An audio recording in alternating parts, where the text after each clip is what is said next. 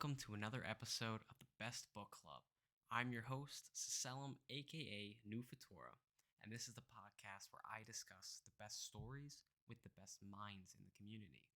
On this episode, I'll be discussing the newest story by Chaosreacon, titled New Life, with the writer herself, creator of such longtime stories as Chitoro's Alchemy Trials, Tales of the Wasteland, and The Black Robe. Thank you so much for coming on. Thank you for having me. So, normally I'd provide a summary of the story in question, but with only two chapters available as of this recording, there didn't really seem to be a way to capture the essence of your latest project in a full and complete manner.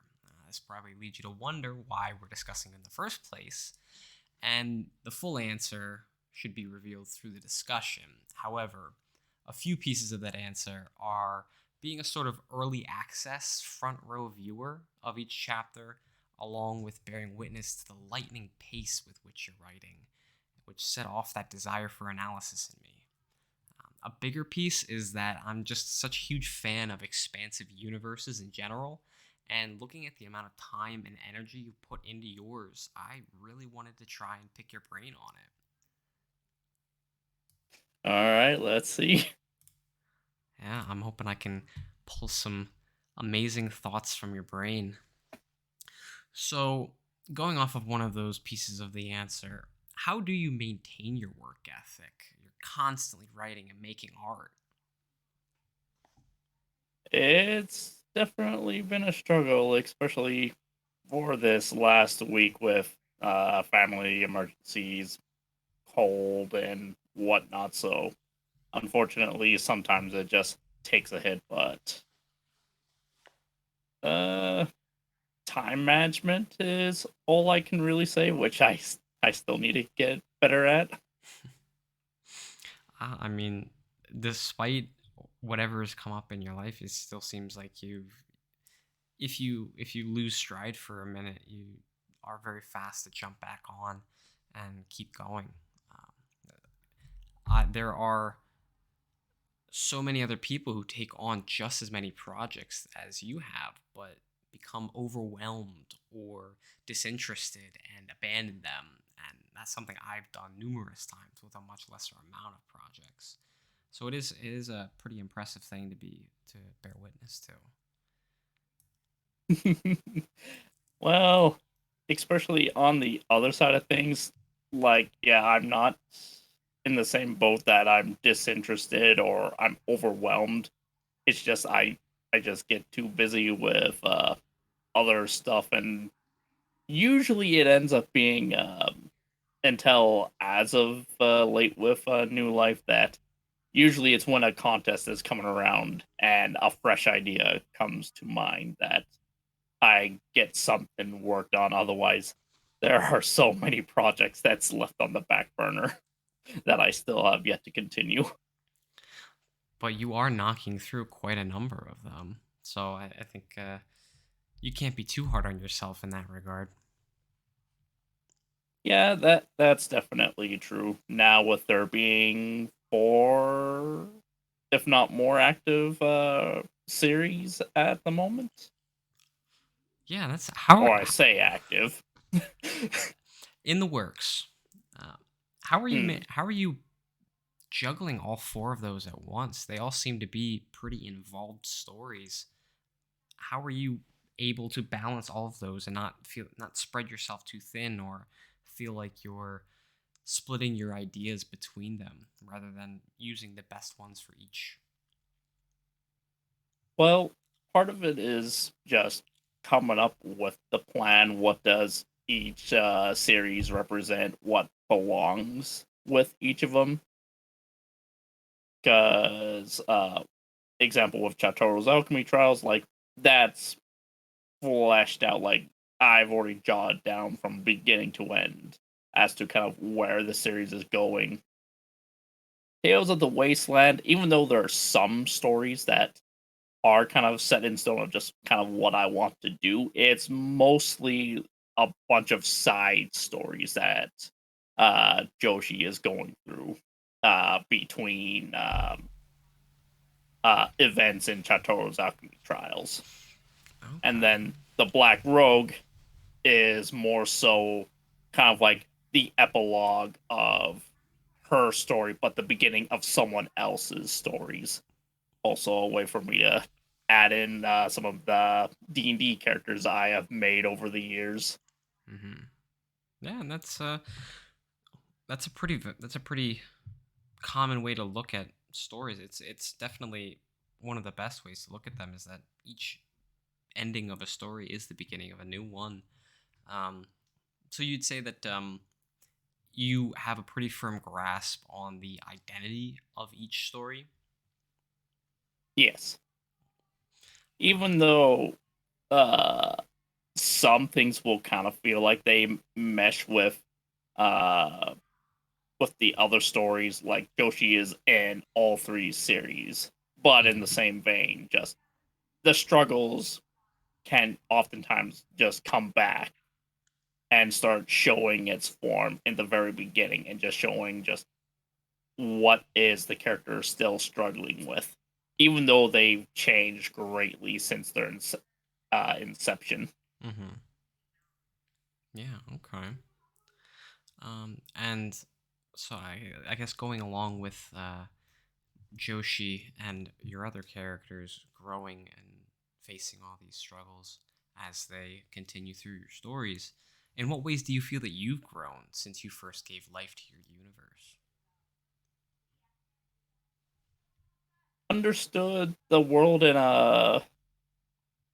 I, the more appropriate way to explain it, just a more nihilistic point of view, like just taking it for what it is, not just cherry picking it and saying, "Oh, this is so great. Oh, this is so terrible," but take it as it is Hmm. and just learning to grow with it Very and interesting. trying to make the best of it. Absolutely. So rather than being a super harsh critic or um, looking at what you're doing as the greatest thing ever, you're taking a very um, sort of an unbiased approach and simply trying to produce the best thing you can. Yeah, that's another way to explain it where especially for just as the creator, I'll never view whatever I make as the greatest thing because one, that's a very subjective point of view of what does someone like in something, and then there are other aspects like for Tales of the Wasteland Extra Episode 2, I really love that, so it's gonna be hard to top that story in particular. Hmm. And so why bother trying to just go, oh, I'm just gonna make the best thing ever when in reality, just make the story for what it is. Let it be its own thing. Let it complement whatever I'm trying to put into it. Yeah, I like that a lot. It's you would never win if you were constantly trying to compare different pieces of yourself to each other. You'd always lose on some level. It's each one, unless it is I guess there really isn't a way to say that. They no matter how you Well, part no matter how you really write any stories, even if they do end up being prologues or sequels or happening at the same time, they do have their own identities, and so mhm, it's a very good thing that you've developed to recognize that and to take each as its own. mhm, because especially like if all you're ever trying to do is outdo what you did previously, like it's possible to still do that, but that's adding a lot more stress, and sometimes that can be a hindrance to future stories that you do come out with. Absolutely. I do think there to some degree I think it is a good thing to have a little bit of that drive to Hmm. constantly better yourself. Um but I definitely agree that it shouldn't be the main focus.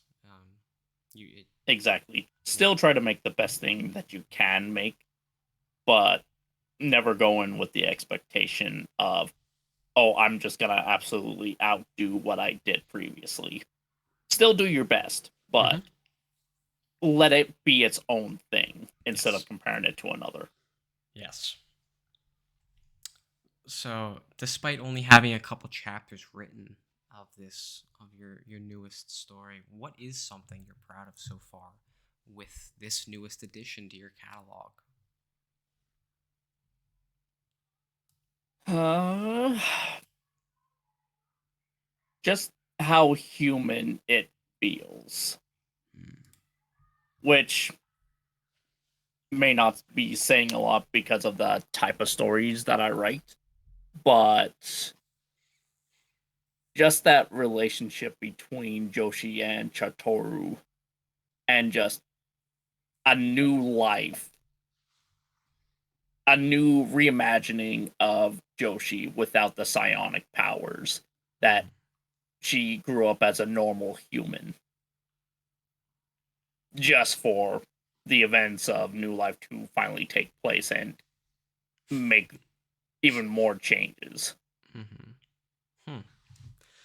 It is super interesting that that's the thing you point out as the humanity in it, and a especially with the you the stories the major stories that you've worked on have focused on Joshi and Chitoru, two characters who aren't necessarily human most of the time, yet you find the humanity in them, and it really does come across while you're reading. Joshi more so than Chitoru, purely because we have so much more screen time with Joshi so far. Uh, I would argue at this point that it's relatively the same with Totoro's Alchemy Trials being over 30 chapters and whatnot, and you start getting a lot more of what Totoro is actually dealing with, more so in like episode 5, that she's kind of bearing so much guilt and whatnot, just wishing for a not a completely new life, but to have back what she once lost. Yeah, and when you look at all of your stories together, then it probably does come out to be pretty equal. But specifically relating to New Life, so far Joshi has a bit of a step up, in Oh screen. yes, Yeah, absolutely. yeah. Um, what is something you're hoping for while working on New Life? Whether it's something in the story, from the audience, yourself, etc. Playing around with the dark nature of this new world. Hmm. Because while Joshi is not the cocky psionic as she normally is in the other series, just seeing her going from being human and having to take life as knowing that it is fragile and whatnot to spoiler for chapter 2, just having to come across this newfound power and essentially life or death situation of she either accepts it unwillingly or she just dies. Yeah, I mean, she's stuck with it, so she kind of has. She either has to. She kind of has to accept it. There's not really much of a way around that. Or as just a little snippet from that chapter, just how much she was still clinging on to life Yeah, while she was fatally stabbed. yeah, and it's something that it was something that it was. I guess it was a little hard to tell where. it seemed like she was fatally stabbed, and so it, I guess it was that the vampirism saved her from Yep. completely. Okay, that's what it seemed like, but I wasn't quite sure. Okay. Yeah, literally as she's being turned into a vampire. Like if she did not have that in that moment, she would have just bled out on the floor. Yeah. So in some ways, she's pretty lucky. That's definitely a way to view it, yes. And in some ways, she does kind of accept that she was lucky in that moment, but in the same vein, how sometimes a blessing is sometimes a curse. Absolutely. And I think I I have some speculations on. It seems that that is something that you're going to pursue and uh, explore in the coming chapters. Whether this, Oh, whether these, absolutely. yeah, whether these things are blessings in disguise or curses in disguise. Um, is there anything you're excited for or really looking forward to revealing in the coming chapters?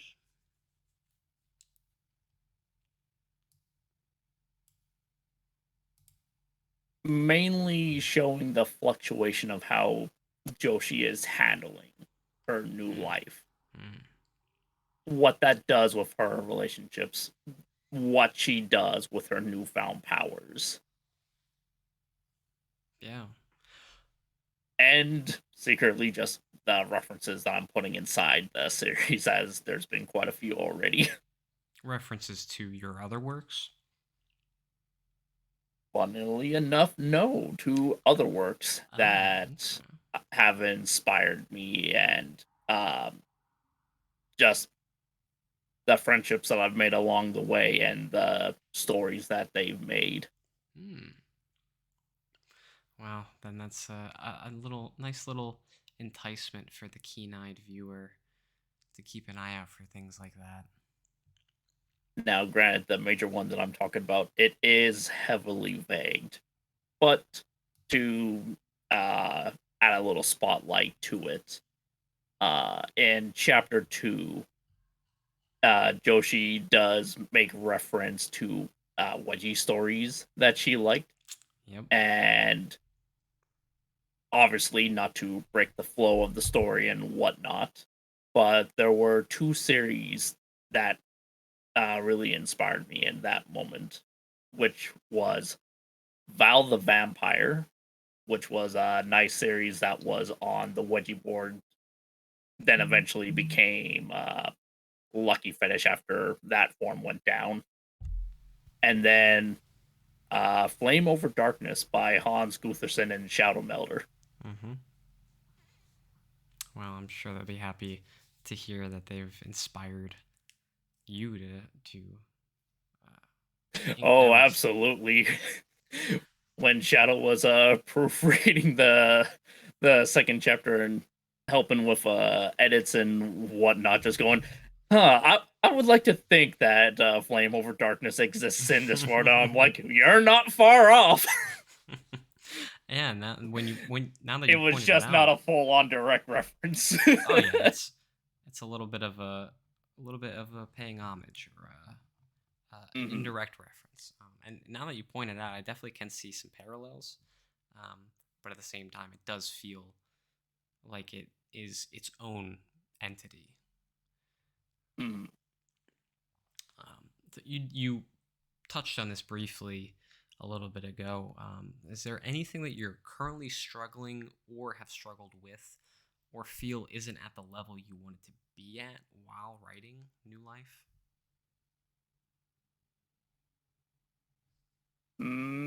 Nothing in regards to the actual making of the series itself. Hmm. Okay. All right, and that's not a bad thing. Sorry, but No, that's fine. I don't. You know, that's fine. It's a good thing that you're not struggling It's with it the type necessarily. of creator that I am. I take it as I make it. Mm-hmm. Okay.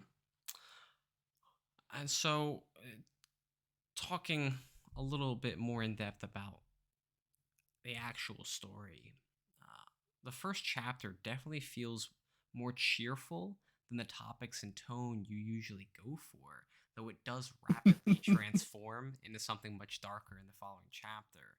Do you ever have a concrete idea of the emotions you're looking to convey before you start writing? Oh, absolutely. Because mainly, how I started this project, I put all the notes down of what I want to accomplish with this series, Hmm. and then just coming across that it's gonna be a 10 chapter series altogether. Hmm. And are there certain aspects of stories that you automatically gravitate towards, and those are the first things that you figure out when figuring out the story? Depending on the series, it's a little bit different. Example, Chataro's Alchemy Trials. That was like I was planning it, uh, episode by episode basis, and then I would write the individual chapters based on those. Where Tales of the Wasteland, part of those is just RPs that have occurred, and then side stories that correspond with them, and just some topics of that world that I want to touch upon. And then, of course, the different contests that correlate with them. Yeah. And then the Black Rogue, that one first came about with a community writing project that Hans Gutherson started, which that was a point uh, where I first became more aware of some of the other different writers in the community, where that was kind of like the big eye opening moment where I noticed Shadow Melder's works. And And you're referencing mhm, the Google Doc that Hans. yes, Okay. because that's literally where the Black Rogue very much came from, just that type of world. And just, yeah, at this point, Joshi has moved on from her previous life and is doing whatever she's able to do in these other lives, just because, well, if you're sticking to one place too long, then either A, people find out eventually who you really are, and that can sometimes cause trouble and whatnot. And then just the heartbreak of those that you loved and whatnot, that they disappear, and thus, in Joshi's case, having to disconnect from that reality Hmm. and just move beyond it. Hmm. That she's discovered that she doesn't quite fit into the life she was living before, and that things have changed, and now she has to forge a new path. Yeah, it's pretty much just coming to the conclusion that you have outlived what you were supposed to be. Hmm. And then all your loved ones, maybe except for the rare few, just outliving all of them. And just the burden that weighs on you. Yeah. Now, is there a reason you pursue the emotions and the themes you implement into your stories? They seem to fall into the darker and more introspective. It's a big reason why I really enjoy dark fantasy, Hmm. is that it doesn't hold back in some aspects. Well, outside of, oh, the protagonist must live or whatnot, but in the same vein, you should always have that feeling of, is the protagonist gonna make it to the end of the story? Or what trials and tribulations are they actually having to experience outside of, oh, they got beaten up really bad, but they will still save the day and blah blah blah blah blah. A good example of something like that is Berserk. Hmm. Guts goes through absolute hell from beginning to end. But in the same vein, it's more than just Guts. And Hmm. it's what burdens he has to carry, especially in the latter part of the story. What kind of monster he had to become to overcome some challenges. Hmm. And what does he have to give up? What goals does he have to follow, as he can't have it all? Hmm. It's Berserk is not a series I've ever gotten into. But it's I can definitely see why you'd be drawn to it. Um, and I would highly recommend reading the manga, or if you prefer just anime and whatnot, watch the 97 version, watch the Golden Age trilogy just to kind of get that modern animation. Not the greatest of 3D animation, but enough that uh, moments where it is used, it does embellish what the 97 anime couldn't do. mhm.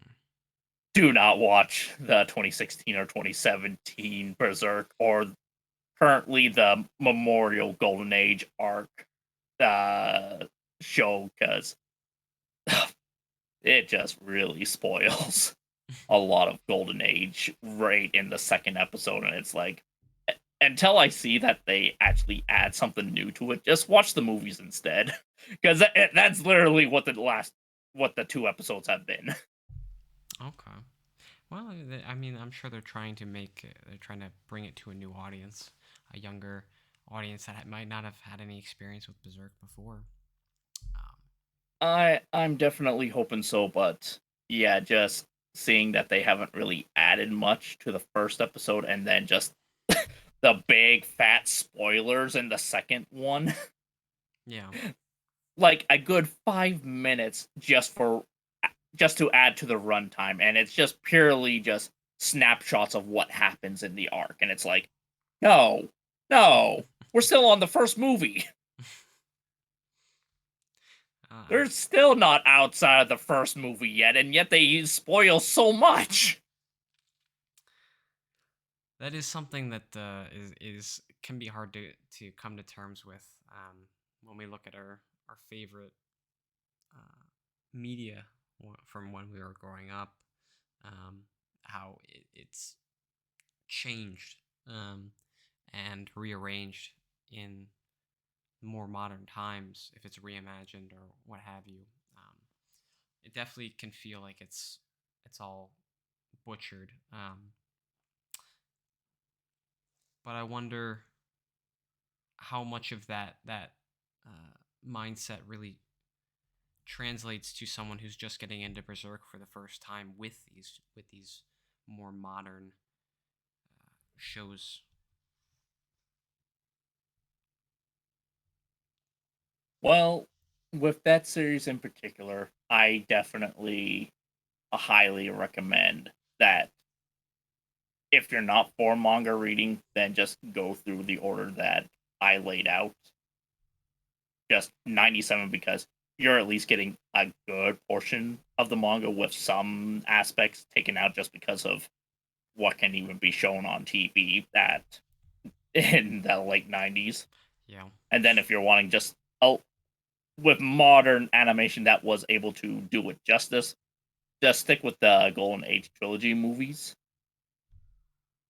and then just from the conviction arc and onwards, stick to the manga, because the 2016 2017 Berserk just absolutely butchers it, just because not sticking to 2D or 3D, and thus both suffer as a consequence, and just removing crucial aspects to some of the storytelling.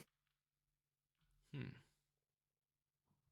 Well, and you brought up something that I think is pretty important when you're writing a story is keeping the reader in the dark to some degree on whether or not your characters will actually survive to the end. Um, I Mhm. think it becomes a lot harder to keep the interest of the reader if they already know that all of these characters are going to be perfectly fine and whole and happy at the end.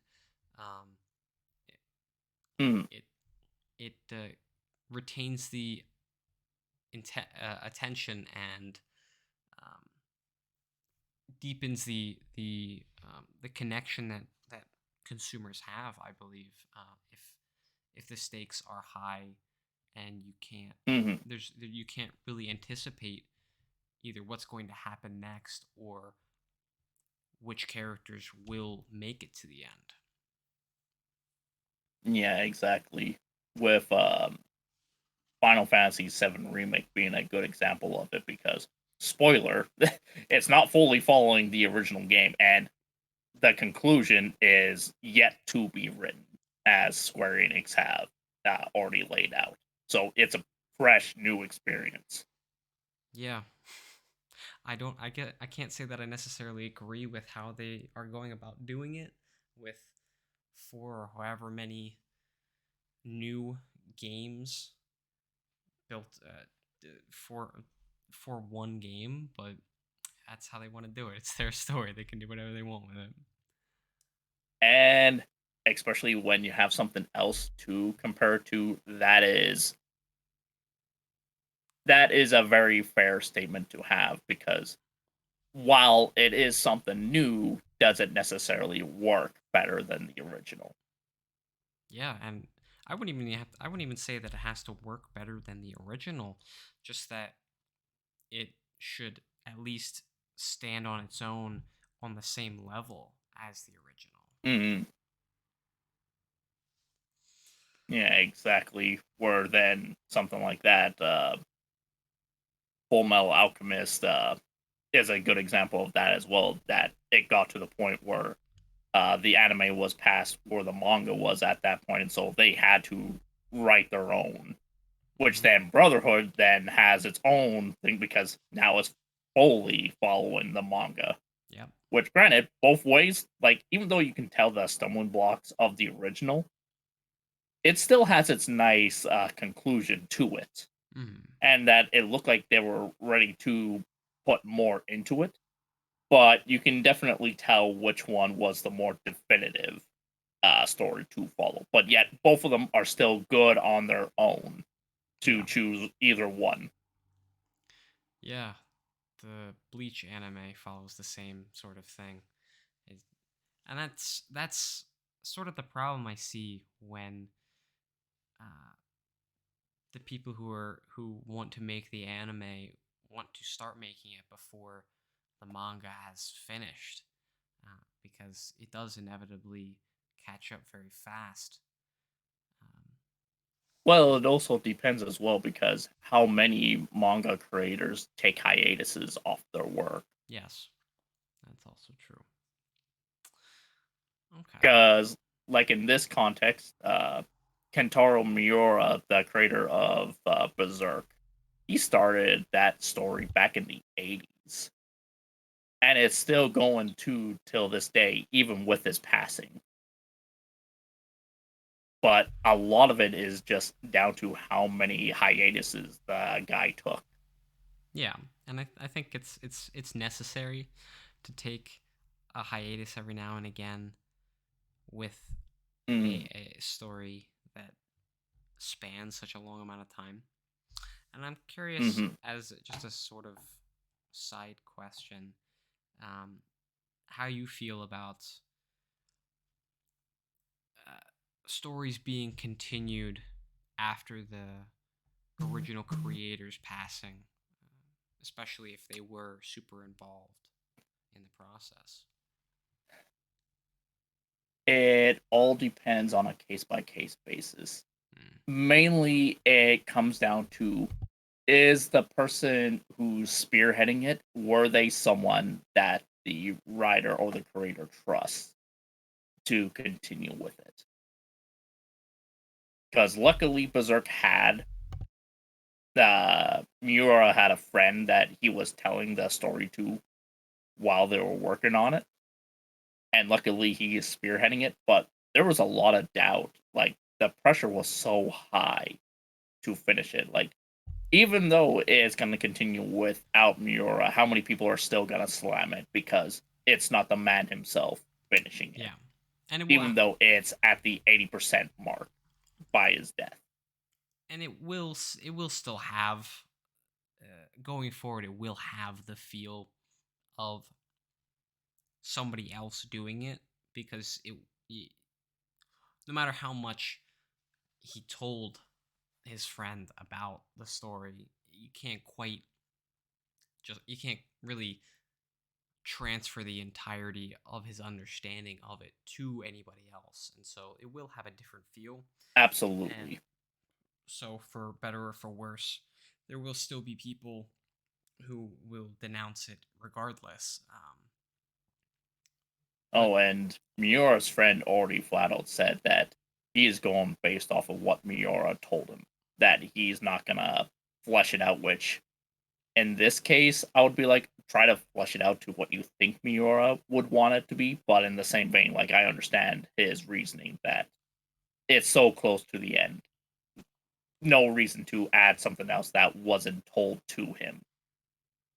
maybe later, maybe later on, if he gains a much better understanding of the heart and soul of the story, he might be able to think of something.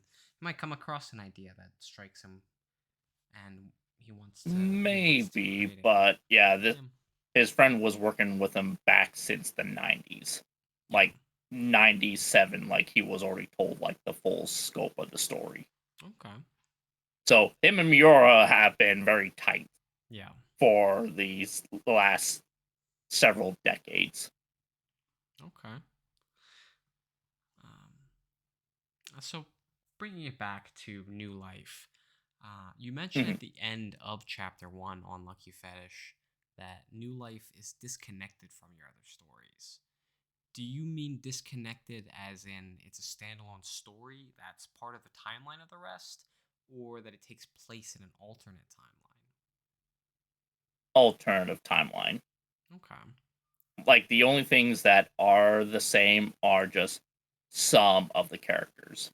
Hmm. Events that occurred in Chatoru's alchemy trials and all that, they don't exist in this world. Okay. Um, I guess what are some of those major, without revealing too much about your plans for the rest of the chapters? What are some of those major differences for anybody who is looking to get into this story, who's already a fan of your previous work?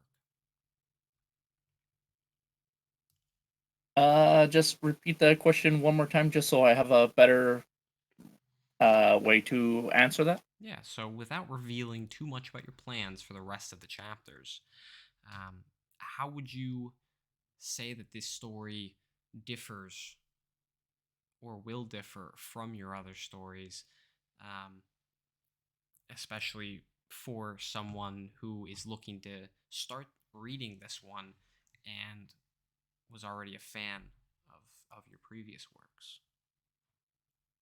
Okay. With that, the major difference is that less of the supernatural superpowers and all that kind of stuff.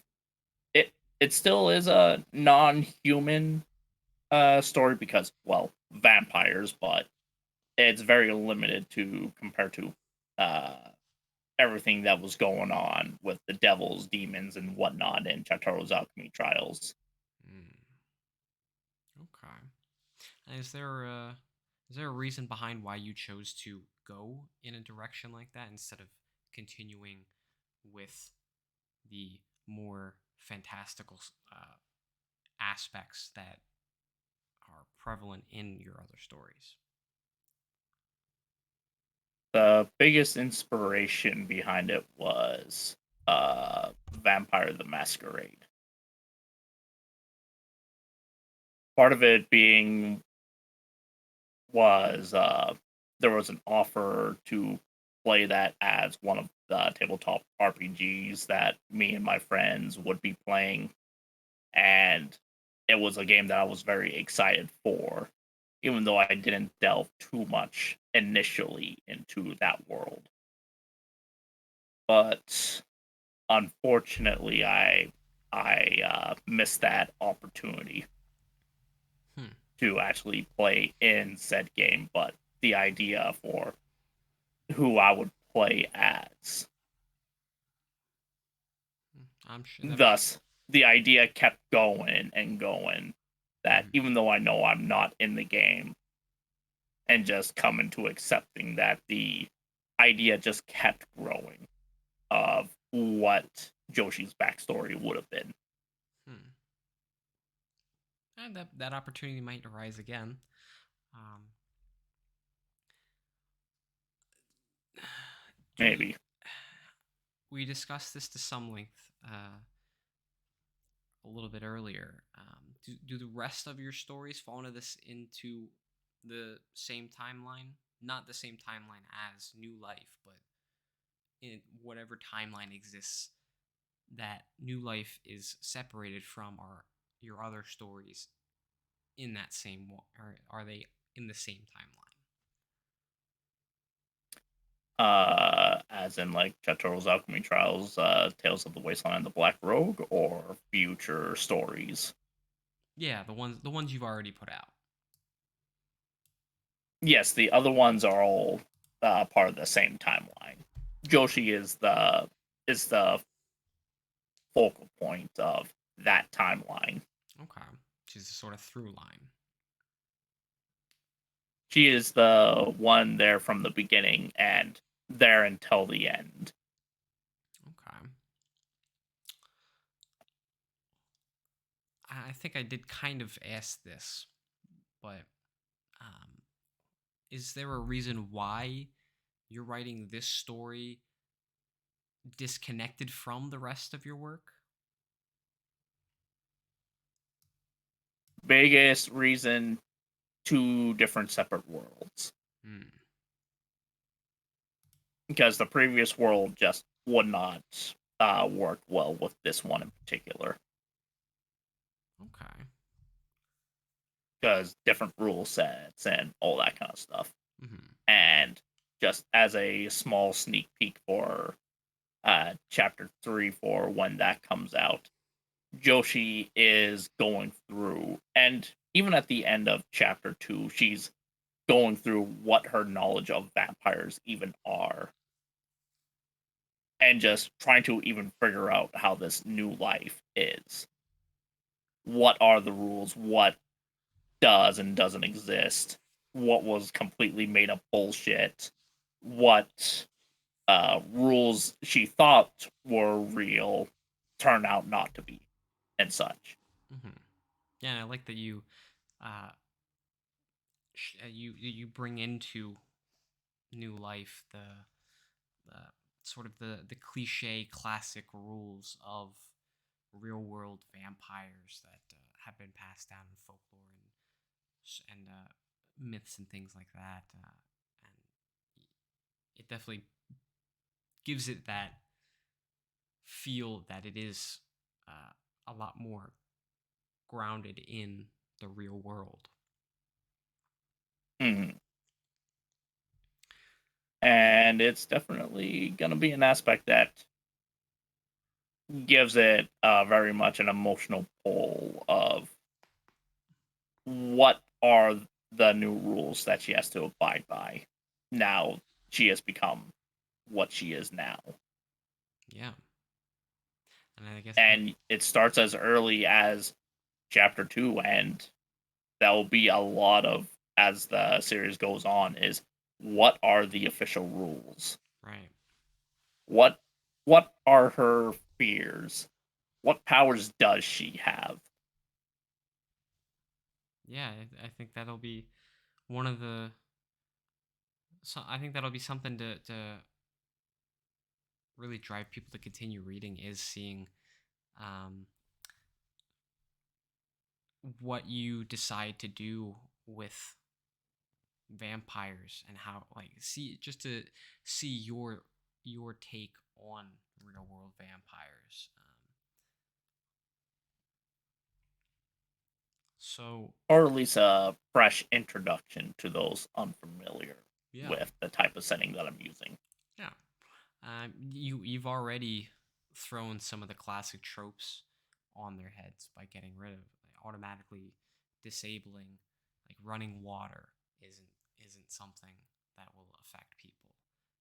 That won't affect Joshi as a vampire. Oh, especially where if she realized she was a vampire sooner, would she have even dared Yeah, putting her hand underneath the faucet? yeah, yeah. That's actually that is also that's a small thing that will that's that is it'll be fun to follow is what other accidental things she'll stumble upon um, that she would have been more cautious of had she been aware of it ahead of time. Hmm. Um, okay, so chapter two changes tone drastically from the first chapter, almost like you built up a nice little happy montage and then ripped the carpet right out from under us. Chapter one feels like a rom com, and chapter two is like a psychological thriller. And so, oftentimes, that abrupt change in tone ends up being very jarring and confusing. But the way you write it through images and events that carry over from the previous chapter provides the through line not only between these two chapters, but also between this story and your others, really highlighting some of the best aspects of your style and voice, in my opinion. Absolutely, where that was definitely the one feeling that I want to make sure that I actually got right was that calm before the storm. Mm-hmm. That you could tell something dark was coming. That Joshi's worried about something Yeah, to what eventually happens in chapter two. yeah. And it is any details that allude to that are certainly very subtle, um, but because there are Subtle enough, but foreshadows something that comes through. yeah, it's very subtle, but because it's layered in there um, in a way that people aren't wouldn't necessarily automatically pick up on um, once it's brought to light in the next chapter.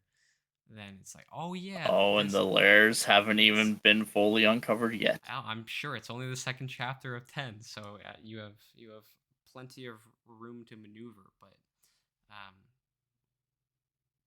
the sprinkling in these little details of foreshadowing, um, and then capitalizing on them in the second chapter, uh, it sparks a sort of recognition of it and helps the reader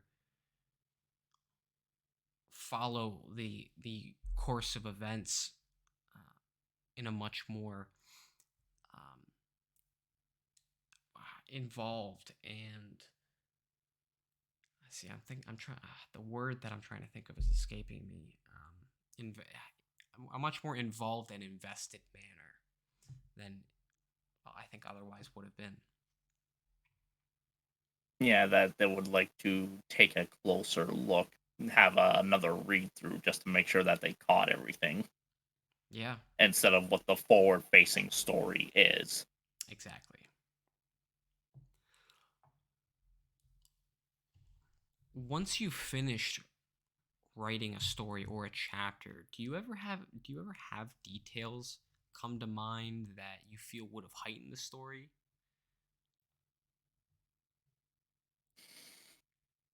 So far, I have yet to actually experience that.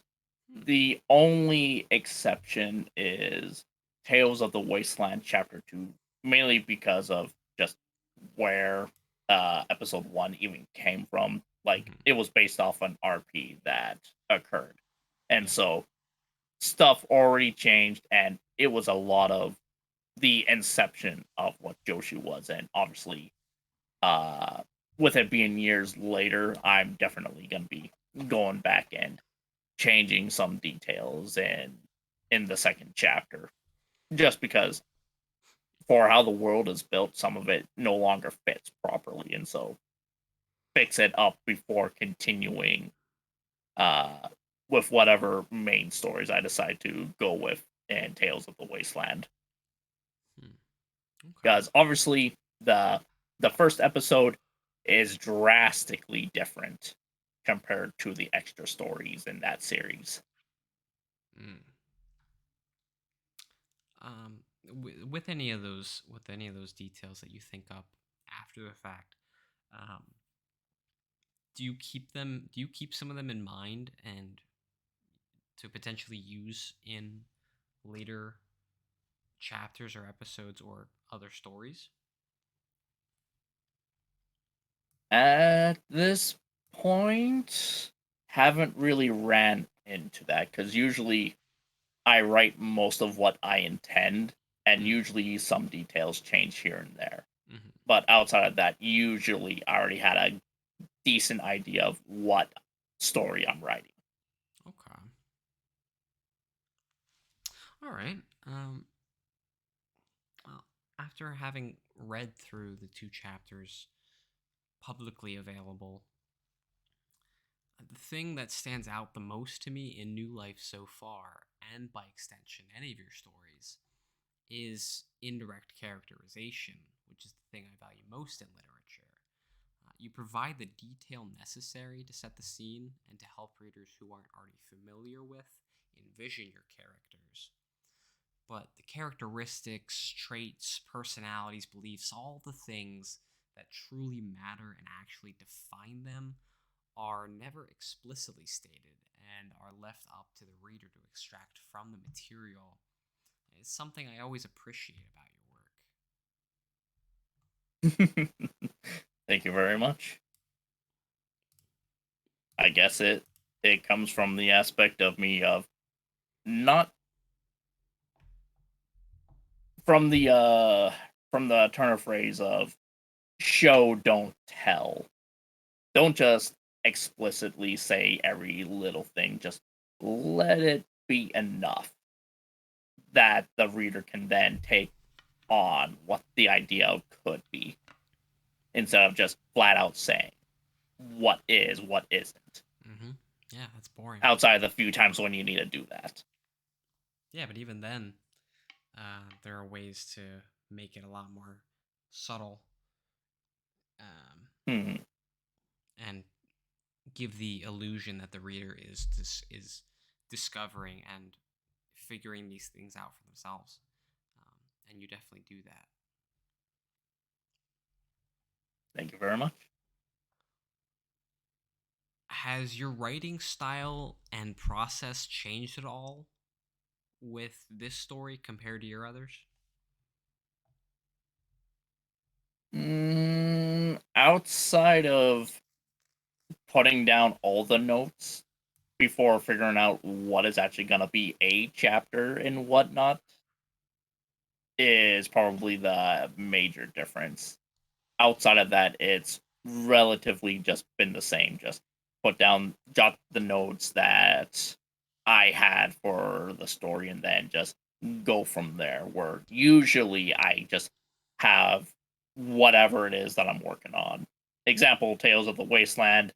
Even though I had ideas for the future stories, I'm just focusing on that particular uh, in that case, extra episode 2, I specifically focused on just that part instead of worrying about the other parts that I plan on writing in the future. Okay. You do a little bit more in depth outlining. Hmm. Okay. But yeah, with this, it was completely from beginning to end. Jot down the notes for the entire series, Yeah. then go back, figure out what is this the length for the chapter and such. after having all the notes written out. That's very different from how I usually go about it. And do you think it's serving you in any way? In this case, I think it served well enough because I know I experienced this while working on Chateau's Alchemy Trials. That, well, now that it's how many years later, and forgetting what some of the details are even are, that while working on it, that there was a lot more of an idea than I originally allotted for it, Mm. where it felt like a natural breaking point. And so instead of it just being one episode, it turned into a two-parter. Hmm.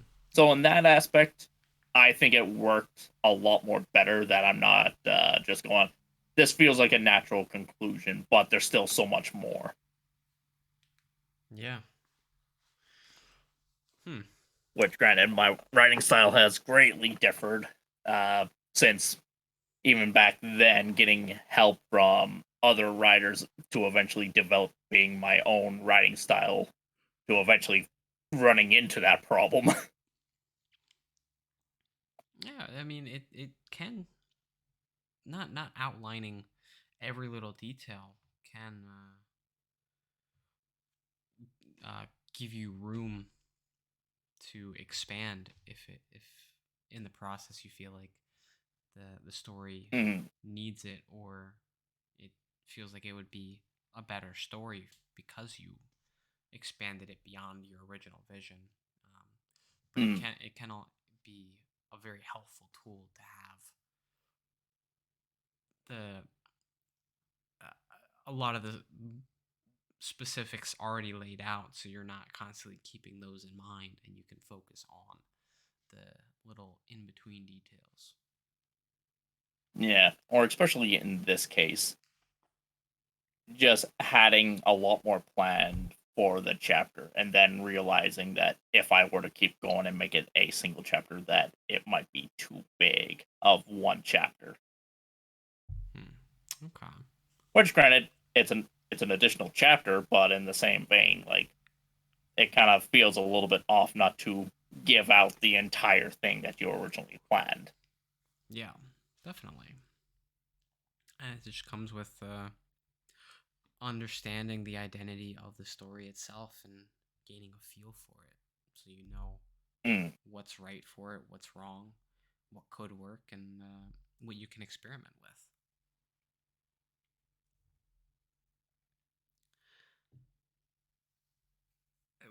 So, relating to the entirety of your body of work, why do you think you've continuously stuck with Joshi, Chitoru, and the universe you've already established from the first chapter of Chitoru's alchemy trials, instead of going for something completely different in that time? that might be an issue with me entirely, that I prefer to make solid characters rather than just making something completely new. Hmm. Because I know that's an aspect of me that is even with D&D, of how many times I reuse some characters. Like Nova's a big example where now she's been in several games, separate different timelines, Mm-hmm. taken aspects of little aspects that I liked from games she was previously a part of, but in the same vein, like there's definitely a reason why that becomes a negative stereotype, that you're just reusing the same character. But in the same vein, you also would like to see how does a character respond with new situations placed in front of them. Yeah, and you're there through a huge character journey arc. You can see them react to all the different situations and experiences that they find themselves in, and you can see how they evolve over time. I don't necessarily I don't think it's I don't think it's necessarily a bad thing or an issue to Hmm. have, by sticking with that. It's just something that I've noticed that I was very curious about it. Well, which in fairness, it's Joshi is the main one, and well, part of it is what she is in the one series, and then this is kind of the whole separate uh, series altogether, just playing with a different setting. Hmm. Yeah. Something that you do with your stories, especially more recently, that stands out from other writers is that you make the art for your stories. Yeah, it's that little bit extra you put into your work that really conveys just how much passion you have for your ideas and the universe you've built. It's very reminiscent to me of the little illustrations at the beginning of chapters in Harry Potter and stories like that. Yeah, it's definitely a nice gift to have to be able to draw and to write out your worlds, especially as I've discussed with other writers. The example, the latest art piece that I've released was a little something for Shadow Melder, and just discussing with him how Lynn from a thief spirit, how she even looks, and then oftentimes getting the answer back of, huh, uh, give me a moment. Mm-hmm. Especially discussing with him just when you're not thinking of it from an artistic standpoint, you are just giving the details that the reader needs to continue with the story, that you're not fully visualizing as if it was to be in a comic, manga, anime, cartoons, whatever. That it's enough that you give the vague idea of what you're going for. Yeah, and then the reader fills in the blanks, Hmm. which is a good thing in my opinion. I think they both have their pros. Agreed. Would you have been able to write New Life at any point in your span as a writer, or is it only now that you've built up all of this lore and you've gained all this experience from working on your other stories that you can do this idea justice? It's more of something that the idea comes when it comes.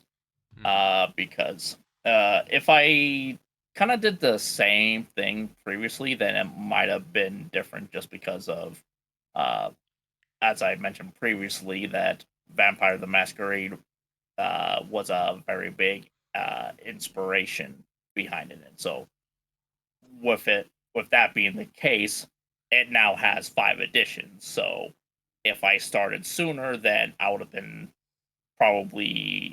using whatever the fourth edition's rule sets were Mm-hmm. as part of the inspiration compared to what it currently is now. Okay. Hmm. So you definitely want to take inspiration from your outside hobbies and interests, implement them into your work. And sometimes that's the inspiration to get something started, something new, where um, like going back to when D&D first became a thing, it just already started coming from how is the magic system supposed to work, and they take influence from that.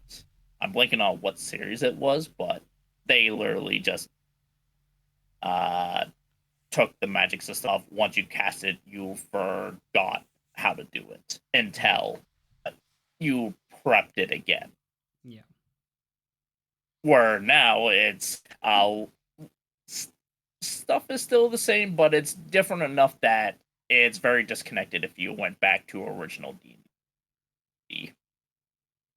Yeah, I'm sure that would be pretty jarring. And it took quite a few decades to make those changes. Some for the better, quite a few missteps along the way. Yeah, that's what I've heard about 4. Oh, not just fourth edition either. Okay. What kind of legacy or impact are you looking to leave through your body of work and specifically through New Life? Well, that's an interesting question because it has that it's just simply this is a story I want to tell, that it's just at this place and time, and if it does make an impact, then great. If it doesn't, then it's a subjective field of work. And so, yeah, as much as I would like people to read my stuff and take things away from it, get inspired by it, I come to the conclusion that that's not the case. That I'm not this big hotshot in this case the wedgie community and whatnot, and so I just make it for what it is, and Okay. legacy will just become of what it is, with no real expectations of what it will be. Yeah. Okay. That's fair. Um, I believe whatever we put out into the world reflects something about us and can say so much about who we are and what we want out of life, especially in creative works like writing. What do you believe your body of work says Hmm. about you?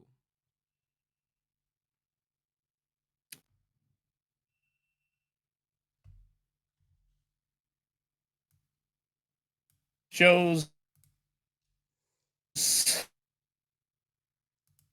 that I love dark fantasy the way that I do, why I have the fetish that I have, that I'm really drawn towards those happy stories, but in the same vein has serious consequences Yeah. than just a soap opera where, oh, it you pick a certain scene and there you go. It's, Hmm. for the most part, it's going to be formulaic. Hmm. Okay. What can we expect in the coming weeks from this story? An emotional roller coaster is the simplest way that I can describe it. And sometimes the simplest ways are the most effective in grabbing. That and it's the spoiler-free version of it. Yeah, yeah, go as spoiler free as you want. Do you have any sequels, extensions, or anything like that in mind for when New Life is finished? That is actually a good question. At this point, it's mainly ideas. Mm-hmm. Purely because, again, this series was more meant to be the background if Joshi was a character in a vampire game. Mm-hmm. But beyond that, like, yeah, there's some ideas, but it's more of just those ideas as a creator that you have in your head that may not even work well as a proper story. Oh, definitely. That's a nice it's a nice little moment that ultimately doesn't fully mean much in the whole grand scheme of the series and such. Yeah. Potential ideas, but nothing concrete yet. Yeah, it would be like very tiny side stories that Mm-hmm. might have emotional pull, but yeah. Okay. Do you have any teasers for future chapters you like to share, or any other upcoming works? Uh, let's see.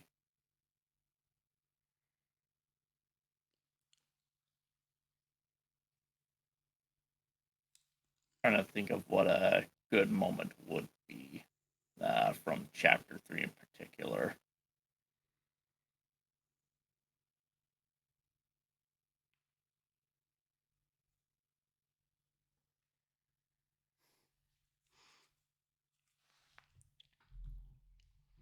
Uh,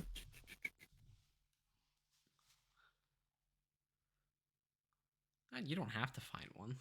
That's okay if you don't have one readily available.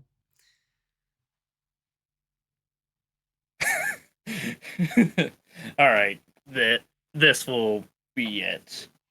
For anyone just before Chapter 3 gets released, or you haven't read it yet, then you may want to turn away. But it's just a funny little moment that's in this chapter in particular.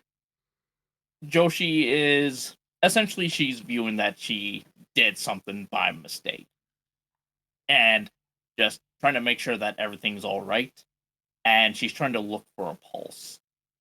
And with how vampires are, and being a newly risen vampire, she's still thinking very much of what you would do to check for someone's pulse.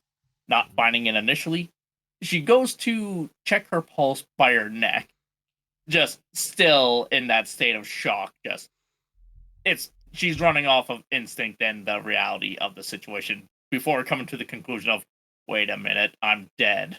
Why would my body give a pulse? Yeah. Okay. So we'll get to see some more of Joshi trying to come to terms with her newfound vampirism. Definitely a funny moment that I definitely enjoyed writing. Okay.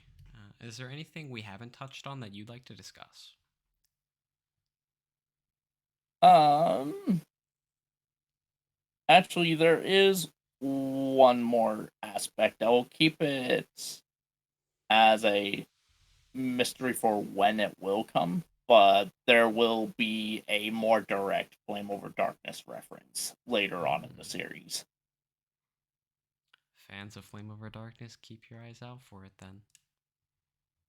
A small little hint is that it's a moment that brought me to tears when I got to it. Well, those are the kind of hints But that yeah, I like. But yeah, that's the only hint I'm giving at the moment, where I haven't even told Shadow and Hans what the reference is. They just know it's coming. And it might even be better for them to find it on their own. Mm-hmm. All right. Well, this has been a wonderful breakdown of the first chapters of New Life and you yourself, Chaos. I think it's safe to say that we've breathed some new life into the understanding people have surrounding your work. Thank you so much for coming on. Thank you very much, and it's definitely an appropriate title for how often I use it. Yeah, it's a pretty common phrase, so it's a good title. And if you want a sneak peek for whatever future project I am working on, I do have a Patreon. Just 2 tiers at the moment. $1 for just general support, and then if you would like to see the behind the scenes, the work in progress kind of stuff, I have a tier for $5. Enough if you would like to check that out. All right.